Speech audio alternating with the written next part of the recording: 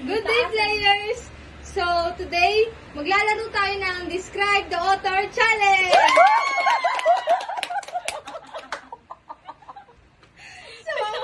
So, ang mechanics ng game natin ay may sasabihin akong author, tapos i-describe nyo lang siya. Ang makasagot ay bibigyan ng premyo. First author is, bunot ka. Yun na. So, describe Christian Sandon Cordero in 5 seconds. 1, 2, 3, 4, 5, and sub-sub!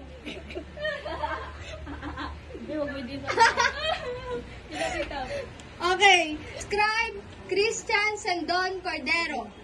1, 2, 3, 4, 5, and sub-sub!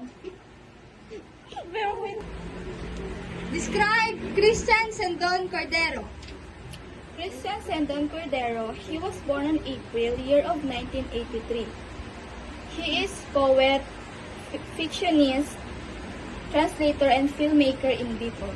Since he is translator, he has translated the work of Rainer Maria Rilke, George Louis Borges, Franz Kafka, and Oscar Wilde into Bicol and Filipino. His achievements are winning his books of poetry in 3 languages on Madrigal Gonzalez Best First Book Award, the Philippine National Awards, and the Gintong Aklat Awards. And at the year of 2017, he presented the Philippines in International Writing Program at the University of Lawa. One of his famous literature work is Kulto ni Santiago. Manalo! Pumili ka! Okay, next author.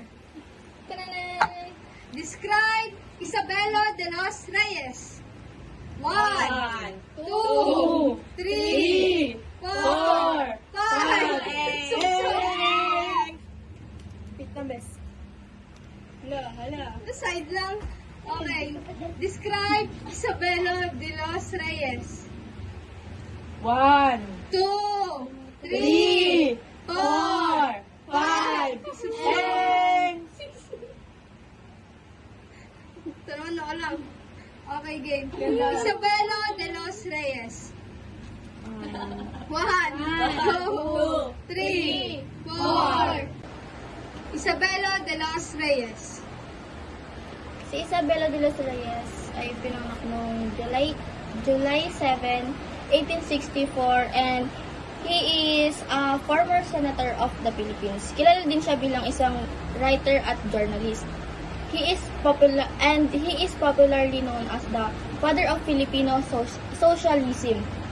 Ang sikat niyang literary work, novel story ay ang Singsing ng Dalagang Marmol. Ito ang unang historical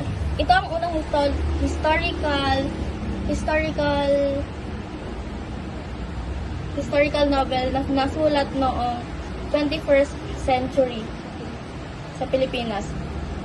Ang story na ito is all about the three main protagonists who are in the battle of war. Kuha ka. Hey. Okay. Ano dyan? Next author. Next author, Pedro Bucaneg. 1, 2, 3, 4, 5. Sub-sub! Okay, Pedro Bucaneg. 1, 2. Bes, hindi ko alam. Sub-sub. Madaya! Pedro Bucaneg. 1, 2, 3, 4, 5. Go! Bumo ka! Madaya. Next, Pedro Bucaneg. 1, 2. Pedro Bucaneg is a Filipino poet.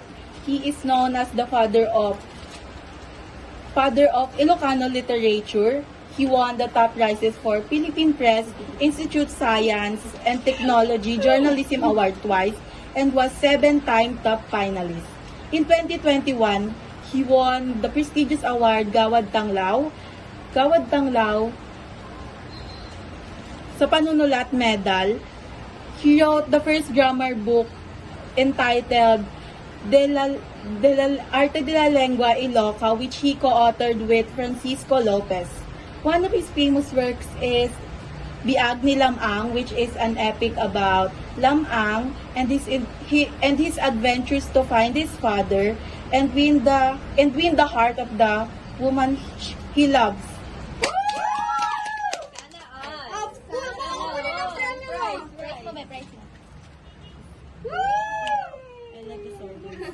Okay, next author. Next author, bunot.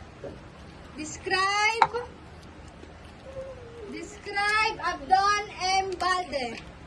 1, 2, 3, 4, 5. Sumsum. Okay, describe Abdon M. Balde. 1, 2, 3, 4, 5. Sumsum. Describe Abdon M. Balde Jr. Abdon M. Balde Jr. 1. 2, Abdon Balde Jr. was born on September 12, 1946 at Albay, Bicol. He is an award-winning Filipino novelist. He used to write and publish short stories, poems, and novels in English, Tagalog, and Bicol. His achievements are being awarded as one of the outstanding Bicolano artists for 2009 in Literary Arts in Naga City and Southeast Asian Writers Awards for the Philippine in Thailand last 2009. He is also a director of the Union ng mga Manunulat sa Pilipinas. One of his famous literary work is entitled Mayong. It is a story about Bulkang Mayon in Bicol. It is called Mayong. okay, kuha. Okay, next. Panglaban na kami. Okay, next. Next author. Describe Juan Crisostomo Soto. 1, 2, 3, 4, 5. Sumsum.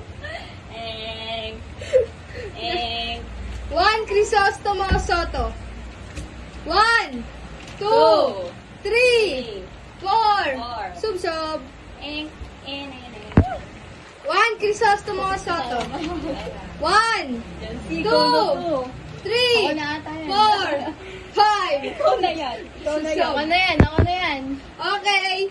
Juan Crisostomo Soto. Ikaw na yan. 1. Juan Crisostomo Soto, known as Crisot, was a prominent figure in Pampanga literature, born in 1867 in Santa Ines, Bacolor, Pampanga.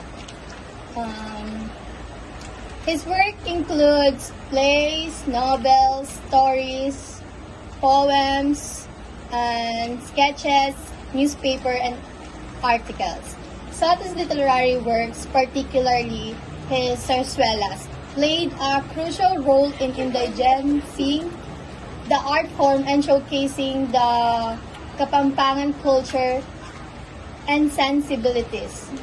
His masterpiece, Alang Diyos, There Is No God, is considered a cornerstone of Pampanga literature. He was also a contributor to the revolutionary paper La Independencia. Today, his writings are studied for their canonicity and representation of Kapampangan identity, and scholars have explored their significance in preserving and promoting Pampanga's cultural heritage. Yes, ano kukunin ko dito? Feed me. Go, flex. Flex yun na. Yun na panul mo. Pantapal mo. Winner. Wait lang. Sayang to, sayang.